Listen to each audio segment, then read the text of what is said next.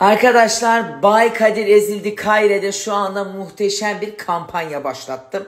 Evet, kremler, bu görmüş olduğunuz üçlü krem seti 970 TL yerine sadece 410 TL. Evet, yanlış duymadınız. 970 TL yerine sadece 410 TL.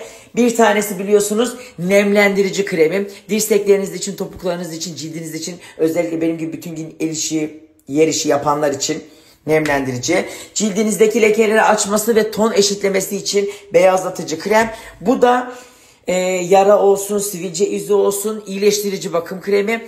Üçü şu anda 970 TL, sadece 410 TL ve biliyorsunuz ana sayfada çekilişimiz devam ediyor. Bırakmış olduğum linkten siteden alışveriş yaptığınızda kapıda ödeme de var. Böylelikle en az 3 ürün alanlar otomatikman çekilişe katılmış oluyor. Muhteşem hediyeler de sizlerin oluyor.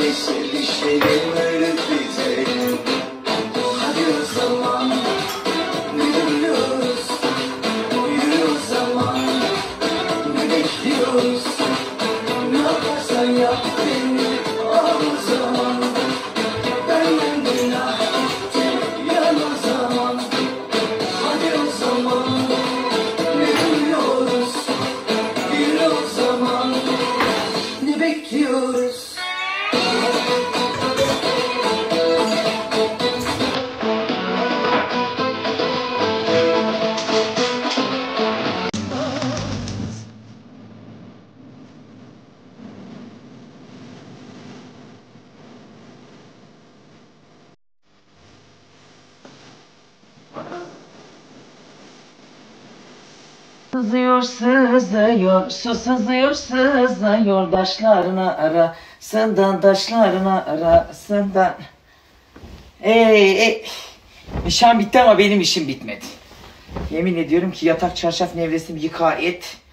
Bugün işe gittim geldim, bir de orada çalış. Gamze Hanım da bungalovda tatil yapsın. Ne güzel valla. Ah ne güzel. Ha.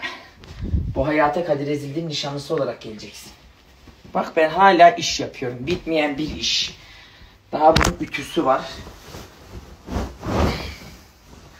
Anam beni bu hayata köle diye doğurmuş. Ben tek yaşarım, rahat ederim dedim ama yok, gene rahat edemedim. Neyse, buradan Gamze Hanım'a sesleniyorum. Babanın evinde sür sefayı. Hadi bakalım. Babamın evi Irak, övmeye ne gerek. Gelince bunların hepsi sana kalacak. Ben de orada siler süpürürüm.